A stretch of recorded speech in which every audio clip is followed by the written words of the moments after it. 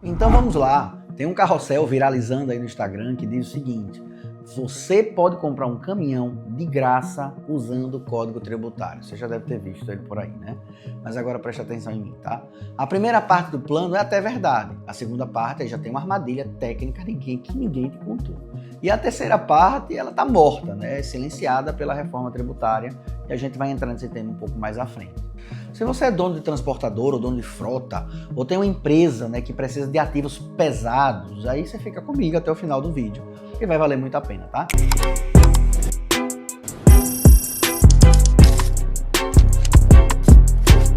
Porque parece que uma economia de 200 mil pode se transformar em uma autuação de 600 mil, e a gente vai lhe mostrar exatamente como isso pode acontecer, tá? Para quem ainda não viu, eu vou resumir um pouquinho desse plano em 3 passos, do jeito que o post original ele ensina ali, né? O passo 1 seria de uma transportadora, ela precisa estar no lucro real, ela compra um caminhão 0 km pelos próximos 5 anos. No segundo post, você ganha um crédito de 9,25% de PIS e COFINS, 12% de ICMS na média, e deduz 34% de imposto de renda e contribuição social como depreciação, tá? E aí você teria recuperado 100% do valor do seu veículo. Passo 2, né? Depois disso, 5 anos, já se abre ali uma segunda empresa como uma suposta administradora de bens no lucro presumido. E aí você vende esses caminhões para essa administradora, que também seria sua, seria mais ou menos um grupo econômico.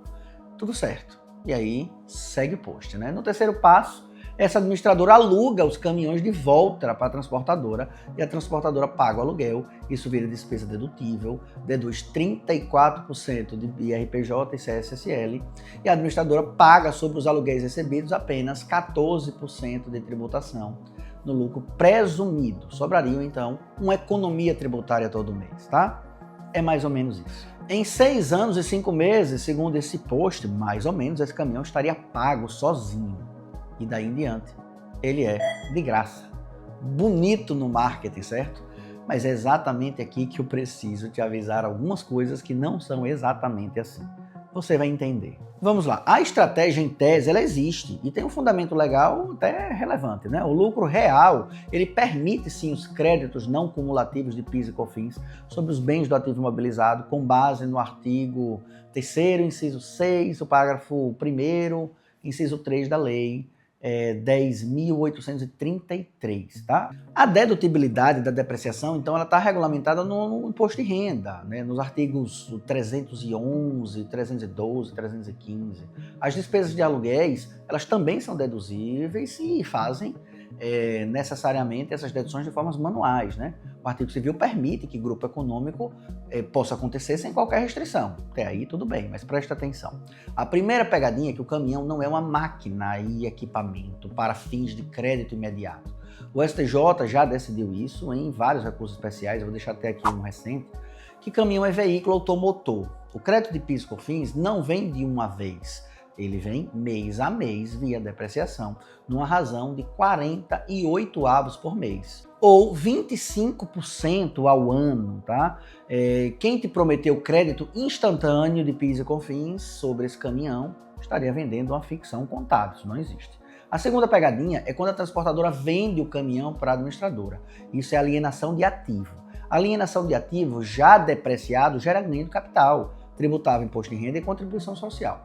Se o caminhão teve custo de 1 milhão e você teve depreciação de 250 mil e você vendeu por 600 mil para a própria administradora, a diferença vira base de cálculo e aí já some grande parte da sua economia, porque você vai pagar um imposto sobre essa diferença, né, no momento dessa alienação. A terceira pegadinha é o preço de venda entre as duas empresas, ele precisa ser um valor de mercado, né? Em operação entre partes relacionadas, a Receita Federal exige preços compatíveis.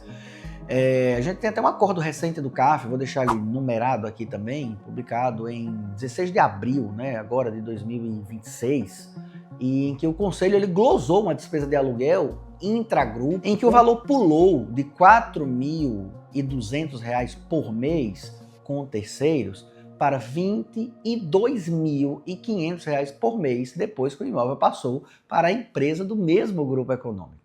435% de aumento. E essa escrituração, evidentemente, foi glosada pelo CARF, porque não era razoável, não havia valor de mercado nessa operação.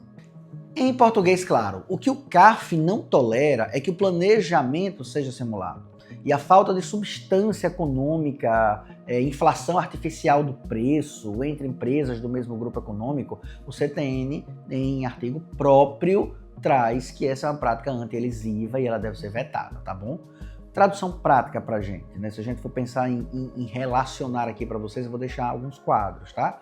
A gente vai ter aqui a versão do marketing ali do post, né? E uma versão técnica real, e a gente vai trazer essas diferenças, tá bom? E aí, voltando, né? Olha agora o tamanho do ajuste. A estratégia funciona, sim, mas quando você estrutura ela de verdade, o payback dobra. A vantagem continua existindo, só não é o número que foi utilizado ali como gancho, né? E tem mais. Pense em uma operação real. Você tem uma transportadora com 50 caminhões, quer migrar metade da frota para a administradora. Para fazer isso direito, você precisa de, no mínimo, uma administradora com substância. Não basta um CNPJ. Tem que ter sede própria, compartilhada, com contratos vigentes, funcionários responsáveis pela gestão, ter conta bancária separada, contabilidade própria, atos societários consistentes, ter capital social compatível com o ativo que vai ser gerenciado. Segundo, uma avaliação de mercado desses caminhões é necessária para você fazer a venda. Um laudo de avaliação, tabela FIP, cotação de revendedores, documente tudo isso para evitar uma autuação. Terceiro, contrato de locação realista, com prazo, com cláusula de manutenção, com seguro do imóvel, com critérios de reajuste. O aluguel não pode ser simplesmente 3% do valor do bem jogado ali na planilha do Excel para dar um resultado. Não é isso. Quarto, um propósito negocial documentado, porque você tem que separar os ativos, né? Sucessão patrimonial, blindagem operacional, especialização de gestão de frota. O CARF tem motivado as suas decisões com a aferição da verdade real dessa operação. Se você não consegue comprovar isso, então talvez você já está de frente para um problema, tá? Mas você acredita que tem empresário que assiste esse carrossel no Instagram e fica ligando pro contador hoje mesmo, né? Fulano, abre uma administradora para mim, faça assim, tome aqui esse link, né? E toda semana a gente recebe esse tipo de coisa aqui, mas isso precisa ser feito com cuidado, né? A gente vai trazer para vocês 7 erros que mais matam essa estratégia meio maluca, né? Na ordem em que eles aparecem nas fiscalizações com muita frequência. O erro 1, ele é administradora de papel. CNPJ aberto, sem funcionário, sem sede, sem decisão real. O CARF chama isso de empresa veículo. É a primeira coisa que cai, então não funciona muito bem. O erro 2 é venda de caminhões por preço artificial, abaixo do mercado, para reduzir o ganho de capital, né? E acima do valor de mercado para inflar a base de depreciação administradora. São causas que podem levar a uma autuação. Erro 3. Aluguel fora do padrão, né? Cobrar 3 vezes o valor do bem no mercado quando esse bem passa para ser administrado por empresa do grupo, né? Tem que ter laudo, tem que ter pesquisa, tem que ter pelo menos compatibilidade com o valor do mercado. O erro 4. É a confusão patrimonial. A transportadora paga combustível, manutenção, IPVA, seguro do caminhão, no papel, é tudo administradora. E o caminhão não é alugado, ele continua sendo transportado, na essência, por uma outra empresa, descaracterizando a operação da transportadora, da administradora de bens, seja lá o que é que você decidiu fazer, tá? Então a realidade tem que ser compatível. Erro 5. A ausência de ata, de contrato escrito em assembleia, é tudo verbal, tudo da confiança. A fiscalização, ninguém precisa de nada, né? O fisco interpreta que esse silêncio advoga contra você, tá? Erro 6. Ignorar a reforma tributária. A partir de 2027, o CBS e ABS começam a interagir, substitui PIS, COFINS, ICMS. A alíquota cheia chega perto de 26,5%. O cálculo dos 14,53%, se no lucro presumido da administradora, deixa de funcionar como funciona hoje. Quem montou um plano em 2026 e não revisar ele agora para 2028, vai ter que pagar imposto de forma a conciliar os dois padrões de remuneração. O antigo, que está saindo, e o novo, que está chegando. Erro 7. Tratar um plano como uma receita de bolo, que talvez a gente pegue ali naqueles passos em um post do Instagram, tá? Cada operação precisa de diagnóstico próprio. tamanho de frota, perfil de sócio, regime atual, dívidas em aberto, contencioso pendente, sucessão, tudo isso vai influir. Tá? Então, se alguém já lhe vendeu um caminhão de graça pelo Código Tributário, sem essa análise, né, tome muito cuidado, que o Código Tributário ele também prevê multa de 150%, inclusive, né, até questionável, mas prevê, né, sobre aquilo que você deixou de pagar ou aquilo que você deveria pagar quando ele desconfigura essa operação. Mas anota aí, a gente vai lhe dar também alguns passos para você estruturar aí alguma segurança para você, tá? Primeiro, confirme se a transportadora está, de fato, mesmo no lucro real ou no lucro presumido.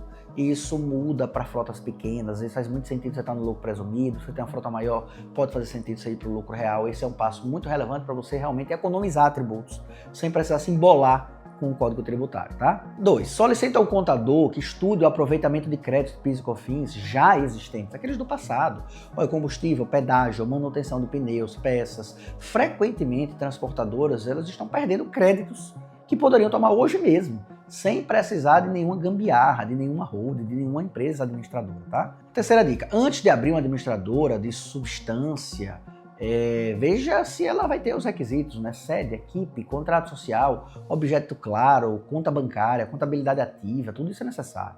4. Faça um laudo de avaliação dos veículos na data dessa eventual venda para o intergrupo. Não confie apenas em planilhas do Excel, não, tá? É muito bom que um profissional habilitado a isso apresente esse laudo e você guarde isso como um arquivo. 5. Redigir um contrato de locação realista, com cláusulas operacionais, que tem que prever em multa, né? E você pode, inclusive, prever a cobrança de seguros, né? Quem paga o IPVA, quem assume o risco de colisão. Então, isso precisa estar definido no contrato. 6. Modele, né, o impacto da reforma tributária desse plano. A CBS começa em 2027. O IBS começou na transição em 2029.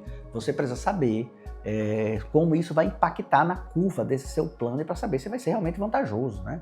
7. Procure um advogado tributarista da sua confiança, um contador. Juntos, eles vão poder analisar qualquer operação e transferência de eventual ativo, desenhar uma estrutura para cada um, e isso vai sim trazer para você uma economia tributária real, tudo bem? E veja, pessoal, eu não estou aqui, né, para falar mal do post original. Ele até tem algumas verdades, né, mas tem um gancho muito grande. O conteúdo dele tem ali um mérito a despertar o empresário para um tema que a maioria ignora, né? Planejamento tributário existe, é lícito, a Constituição garante o direito de não pagar mais tributos do que o que a lei exige. Mas aqui a gente está dizendo que esse carrossel ele pode trazer uma economia em marketing maior do que é na vida real. O parecer técnico ali vale trazer essa realidade em números para você matematicamente, como são os empresários, poder decidir, né?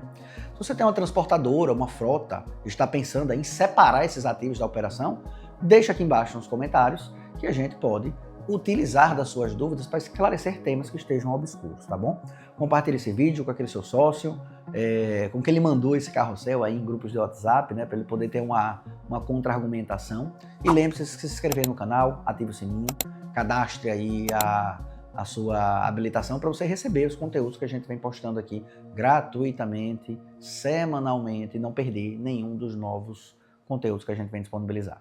E principalmente, né, procure um advogado tributarista da sua confiança antes de assinar qualquer contrato intragrupo, antes de abrir holding administradora, antes de transferir ativos, né?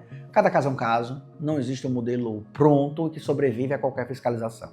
A gente precisa entender o que é que você tem para configurar uma operação que seja lícita e que lhe proteja de um auto de infração, você possa fazer desse auto algo que é defensável, tá bom?